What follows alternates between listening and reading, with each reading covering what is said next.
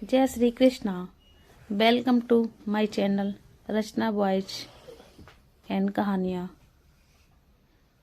कहानी का शीर्षक है कड़वी बोली। बरामदे का पिछला कोना गंदा देखकर मीना बड़बड़ा रही है।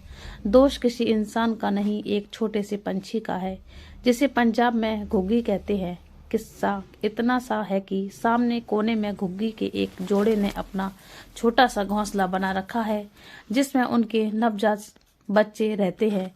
अभी उन्हें अपने माँ बाप की सुरक्षा की बेहद जरूरत है। नर मादा दोनों किसी को भी उस कोने में नहीं जाने देना चाहते, क्योंकि उन्हें लगता है कि हम उनके बच्चे चुरा लेंगे या उन्हें कोई नुकसान पहुंचाएंगे। काम वाली बाई सफाई करने गई तो चोट से उसके सिर के बाल ही खींच ले गए। इसके बाद से उसने तो उधर जाना ही छोड़ दिया। मीना घूंघट निकालकर उधर गई तो उसके सिर पर घुग्गी के जोड़े ने चोंच मार दी। इन्हें किसी भी तरह से यहाँ से हटाइए। मीना गुस्से में बोली, अजीब गुंडागर्दी है। अपने ही घर में इन्होंने हमारा चलना फिरना हराम कर रखा है।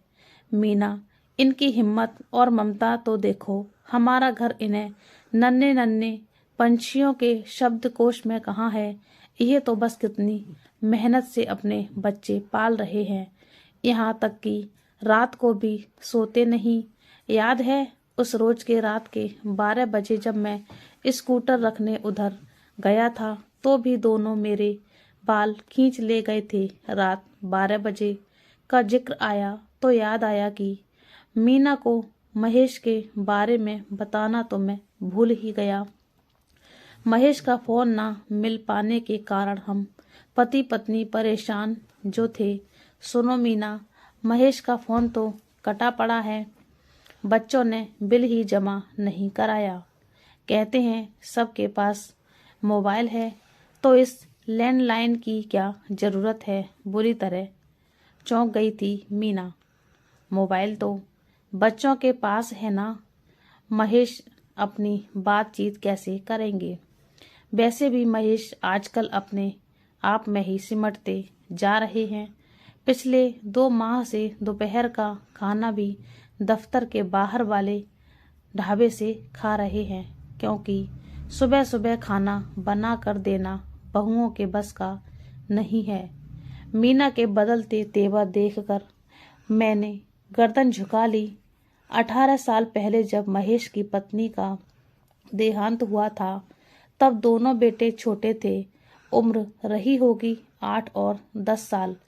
आज दोनों अच्छे पद पर कार्यरत हैं। दोनों का अपना अपना परिवार है। बस महेश ही लावारिस से हैं, कभी इधर तो कभी उधर। एक दिन मैंने पूछा था, तुम अपनी जरूरतों के बारे में कब सोचोगे महेश। मेरी जरूरतें अब हैं ही कितनी। क्यों, जिंदा हो ना, अभी सांस चल रही है ना। चल तो रही है, अब मेरे चाहने से बंद भी तो नहीं होती कमबख्त। ये सुनकर मैं अवाक रह गया था। बहुत मेहनत से पाला है महेश ने अपनी संतान को। कभी अच्छा नहीं पहना, अच्छा नहीं खाया, बस जो कमाया बच्चों पर लगा दिया। पत्नी नहीं थी ना, क्या करता। माँ भी बनता रहा बच्चों की और पिता भी। माना ममता के बिना संतान पाली नहीं जा सकती, फिर भी एक सीमा तो होनी चाहिए ना। हर रिश्ते में एक मर्यादा, एक उचित तालमेल होना चाहिए। उनका सम्मान ना हो तो दर्द होगा ही। महेश ने अपना फोन कटा ही रहने दिया। इस पर मुझे और भी गुस्सा आता कि बच्चों को कुछ कहता क्यों नहीं। फोन पर तो बात हो नहीं पा रही थी। 2 दिन सैर पर भी नहीं आया तो मैं उसके घर ही चला गया। पता चला साहब बीमार हैं। इस हालत में अकेला घर पर पड़ा था, क्योंकि दोनों बहुएं अपने अपने मायके गई थीं। हर शनिवार उनका रात का खाना अपने अपने मायके में होता है। तो तुम कहाँ खाते हो। बीमारी में भी तुम्हें उनकी ही वकालत सूझ रही है। फोन ठीक होता तो कम से कम मुझे ही बता देते, मैं ही मीना से खिचड़ी बनवा लाता। महेश चुप रहा और उसका पालतू कुत्ता सूं सूं करता उसके पैरों के पास बैठा रहा। यार, इसे फ्रिज में से निकाल कर डबल रोटी ही डाल देना, महेश बोला। बेचारा मेरी तरह भूखा है, मुझसे खाया नहीं जा रहा और इसे किसी ने कुछ दिया नहीं। क्यों, अब ये भी फालतू हो गया है क्या? मैं व्यंग में बोल पड़ा। 10 साल पहले जब लाए थे तब तो आप लोगों को मेरा इसे कुत्ता कहना भी बुरा लगता था। तब ये आपका सिल्की था और आज इसका भी रेशम उतर गया लगता है। हो गए होंगे इसके भी दिन पूरे, महेश उदास मन से बोला। कुत्ते की उम्र 10 साल से ज्यादा तो नहीं होती ना भाई, तुम अपनी उम्र का बताओ। महेश, तुम्हें तो अभी भी 20-25 साल और जीना है। जीना कब शुरू करोगे, इस बारे में कुछ सोचा है? इस तरह तो अपने प्रति जो तुम्हारा रवैया है उससे तुम जल्दी ही मर जाओगे। कभी कभी मुझे ये सोचकर हैरानी होती है कि महेश किस मिट्टी का बना है, उसे कभी कोई तकलीफ भी होती है या नहीं। जब पत्नी चल बसी तब नाते रिश्तेदारों ने बहुत समझाया था कि दूसरी शादी कर लो, तब महेश का सीधा सपाट उत्तर होता था, मैं अपने बच्चों को रुलाना नहीं चाहता। 2 बच्चे हैं, शादी कर ली तो आने वाली पत्नी अपनी संतान भी चाहेगी और मैं 2 से ज्यादा बच्चे नहीं चाहता, इसलिए आप सब मुझे माफ कर दीजिए। महेश का ये सीधा सपाट उत्तर था। हमारे भी 2 बच्चे थे, मीना ने साथ दिया। इस सत्य से मैं इनकार नहीं कर सकता, क्योंकि यदि बहन ना चाहती तो शायद मैं भी चाहकर कुछ नहीं कर पाता। एक तरह से महेश, मैं और मीना तीनों ने मिलकर 4 बच्चों को पाला। महेश के बच्चे कब कब मीना के भी बच्चे रहे, समझ पाना मुश्किल था। मैं यह भी नहीं कहता महेश के बच्चे उससे प्यार नहीं करते। प्यार कहीं सो सा गया है, कहीं दब सा गया है। कुछ ऐसा लगता है सदा पिता से लेते लेते वे ये भी भूल गए हैं कि उन्हें पिता को कुछ देना भी है। छोटे बेटे ने पिता के नाम पर गाड़ी खरीदी जिसकी किस्त पिता चुकाता है, और बड़े ने पिता के नाम पर घर खरीदा जिसकी किस्त भी पिता की तनख्वाह से ही जाती है।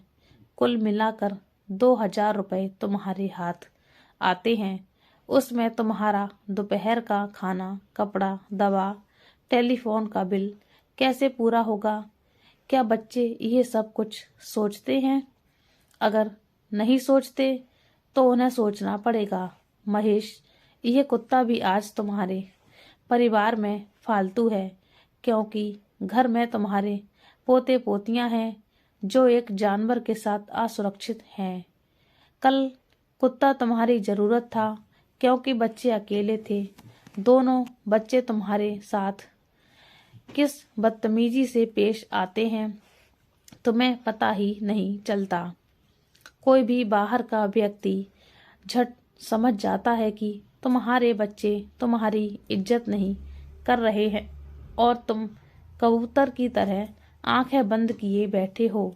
महेश, अपनी सुधि लेना सीखो। याद रखो, माँ भी बच्चे को बिना रोए दूध नहीं पिलाती। तकलीफ हो तो रोना भी पड़ता है और रोना भी चाहिए। इन्हें वह भाषा समझाओ जो समझ में आए। मैं क्या करूं, कभी अपने लिए कुछ मांगा ही नहीं। तो क्या मांगो, अभी तो 20,000 महीने तुम इन पर खर्च कर रहे हो। अभी तो देने वालों की फेरिस्त में तुम्हारा नाम आता है। तुम्हें अपने लिए चाहिए ही क्या?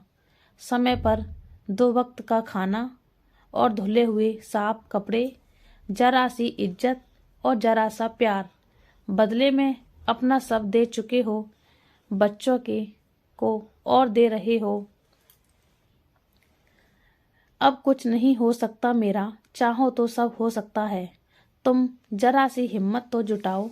वास्तव में उस दिन महेश बेचैन था और उसकी पीड़ा हम भी पूरी ईमानदारी से सह रहे थे, बिना कुछ भी कहे। पल पल हम महेश के साथ ही तो थे। एक अधिकार था मीना के पास भी, माँ की तरह ममत्व लुटाया था मीना ने भी बच्चों पर। जी चाहता है कान मरोड़ दूं दोनों के। मीना ने गुस्सा होते हुए कहा, आज किसी लायक हो गए तो पिता की जरूरतों का अर्थ ही नहीं रहा उनके मन में कि एक अच्छा पिता और एक समर्पित पति बनना तो कोई अपराध नहीं है। महेश ने जब दूसरी शादी ना करने का फैसला लिया था, तब उसका वह फैसला उचित था। आज यदि वह अकेला है तो हम सोचते हैं कि उसका निर्णय गलत था। तब शादी कर लेता तो कम से कम आज अकेला तो ना होता। अक्सर जीवन में ऐसा ही होता है, कल का सत्य आज का सत्य रहता ही नहीं। उस पल की जरूरत वह थी, आज की जरूरत यह है। हम कभी कल के फीते से आज को तो नहीं नाप सकते ना। संयोग ऐसा बना कि कुछ दिन बाद सुबह सुबह मैं उठा तो पाया कि बरामदे का वह कोना साफ सुथरा है जहां घुग्गी ने घोंसला बना रखा था। बाई पोंछा लगा रही थी। बच्चे उठ गए साहब, बाई ने बताया। वह देखिए उधर दो छोटे छोटे चिड़िया के आकार के नन्हे नन्हे जीव इधर उधर फुदक रहे थे और नर्मदा उनकी खुली चोंच में दाना डाल रही थी। अरे मीना, आओ तो देखो ना कितने प्यारे बच्चे हैं, जरा भाग कर आना। मीना आई और सहसा कुछ ऐसा कह गई जो मेरे अंतर मन को चुभ सा गया। हम इंसानों से तो ये परिंदे अच्छे, देखना 4 दिन बाद जब बच्चों को खुद दाना चुगना आ जाएगा तो ये नर मादा इन्हें आजाद छोड़ देंगे हमारी तरह। ये नहीं चाहेंगे कि ये सदा हमसे ही चिपके रहें। हम सब की यही तो त्रासदी है कि हम चाहते हैं कि बच्चे सदा हमारी अंगुली ही पकड़कर चलें। हम सोचना ही नहीं चाहते कि बच्चों से अपना हाथ छुड़ा लें, क्योंकि इंसान को बुढ़ापे में संतान की जरूरत पड़ती है जो इन पक्षियों को शायद नहीं पड़ती। मीना, इंसान सामाजिक प्राणी है और वह परिवार से समाज से जुड़कर जीना चाहता है। मीना बड़बड़ा कर वहीं धम सी बैठ गई। मैं मीना को पिछले 30 सालों से जानता हूँ। अन्याय साथ वाले घर में होता हो तो अपने घर बैठे इसका खून उबलता रहता है। महेश के बारे में ही सोच रही होगी। एक बेनाम सा रिश्ता है मीना का भी महेश के साथ। वह मेरा मित्र है और ये मेरी पत्नी। दोनों का रिश्ता भला क्या बनता है, कुछ भी तो नहीं। लेकिन यह भी एक सत्य है कि मीना महेश के लिए बहुत कुछ है। भाभी, बहन, मित्र और कभी कभी माँ भी। महेश को अपने घर ला रही हूँ मैं। ऊपर का कमरा खाली कराकर सब साफ सफाई करा दी है। बहुत हो चुका खेल तमाशा, बेशर्मी की भी हद होती है। अस्पताल से सीधे यहीं ला रही हूँ। सुना आपने? मुझ में काटो तो खून नहीं रहा। अस्पताल से सीधा तो क्या महेश अस्पताल में है? याद आया, मैं तो 2 दिन से यहाँ था ही नहीं। कार्यालय के काम से दिल्ली गया था, देर रात लौटा और अब सुबह सुबह यह सब पता चला। महेश के शरीर में शुगर की बहुत कमी हो गई थी, जिस वजह से उसे कार्यालय में ही चक्कर आ गया था और दफ्तर के लोगों उसे अस्पताल पहुंचा दिया था। नहीं मीना, ये हमारी सीमा में नहीं आता। घर तो उसका वही है, कोई बात नहीं, आज देखते हैं। अस्पताल से तो वह अपने ही घर जाएगा।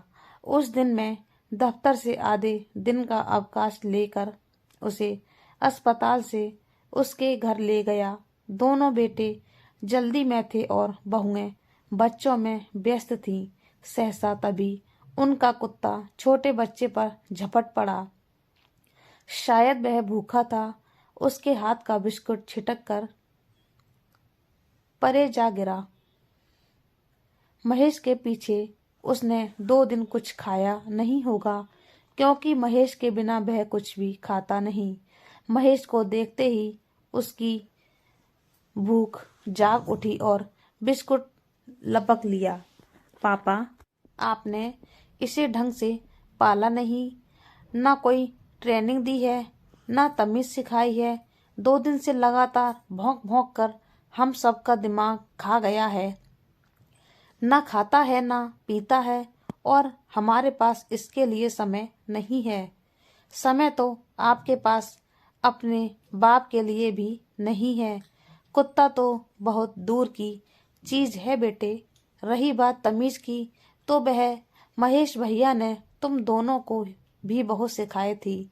यह तो जानवर है बेचारा, मालिक के वियोग में भूखा रह सकता है या भौंक सकता है, फिर भी दुम हिलाकर स्वागत तो कर सकता है। तुमसे तो वह भी नहीं हुआ, जिनके पास जवान भी है और हाथ पैर भी। घंटे भर से हम देख रहे हैं। मुझे तो तुम दोनों में से कोई अपने पिता के लिए 1 कप चाय लाता भी दिखाई नहीं दिया। मीना बोली तो बड़ा बेटा अजय स्तब्ध रह गया। कुछ कहता तभी टोक दिया मीना ने, तुम्हारे पास समय नहीं, कोई बात नहीं महेश, नौकर रखकर अपना गुजारा कर लेंगे। कम से कम उनकी तनख्वाह तो तुम उनके पास छोड़ दो। बाप की तनख्वाह तो तुम दोनों भाइयों ने आधी आधी बांट ली।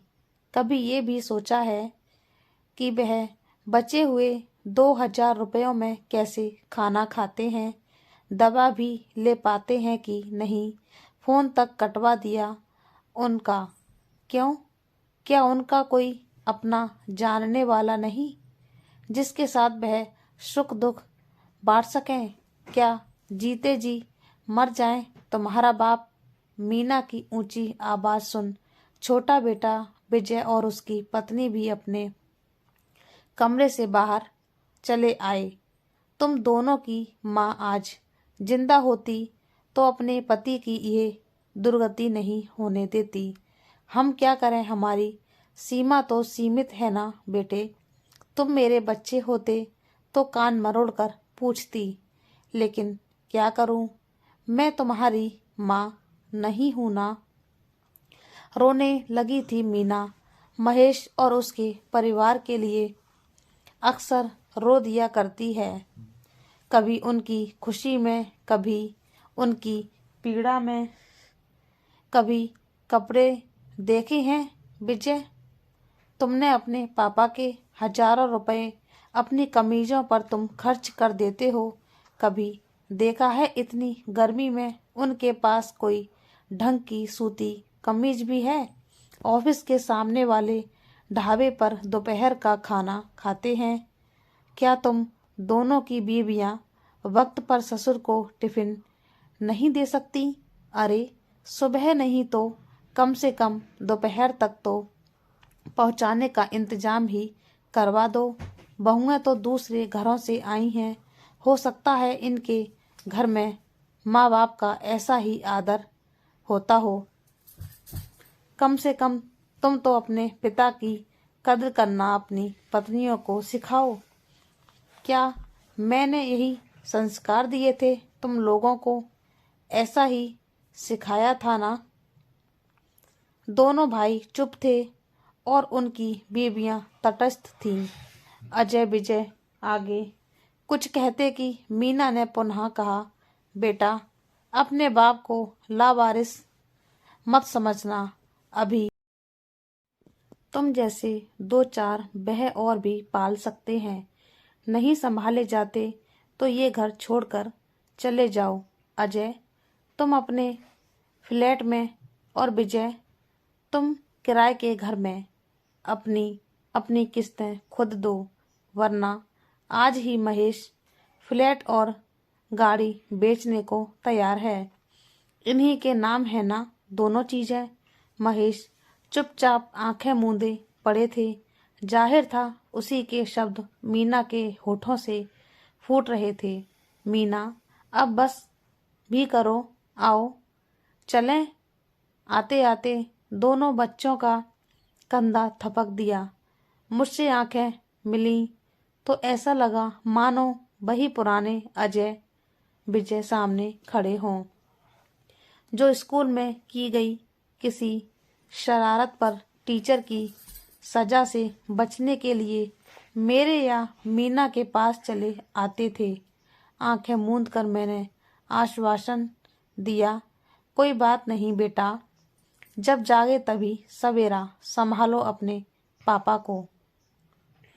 डबडबा गई थी दोनों की आंखें, मानो अपनी भूल का एहसास पहली बार उन्हें हुआ हो।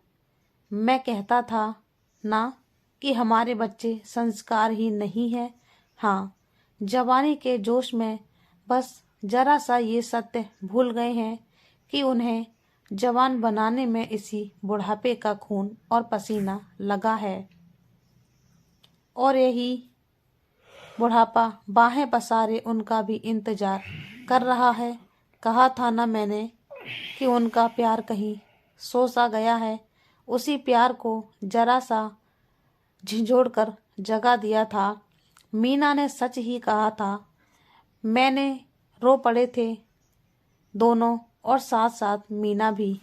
जरा सा चैन आ गया मन को। अंततः सब अच्छा ही होगा, ये सोच मैंने और मीना ने उनके घर से विदा ली। क्या करते हम, कभी कभी मर्ज को ठीक करने के लिए मरीज को कड़वी गोली भी देनी पड़ती है। तो दोस्तों, ये कहानी आपको कैसी लगी हमें कमेंट करके बताना। आप हमारे चैनल पर नए हैं तो हमारे चैनल को सब्सक्राइब कर दीजिए, बेल आइकन को प्रेस कर दीजिए ताकि हमारी कहानी आपको मिलती रहे। कहानी को पूरा देखने के लिए धन्यवाद। जय श्री कृष्णा। राधे राधे।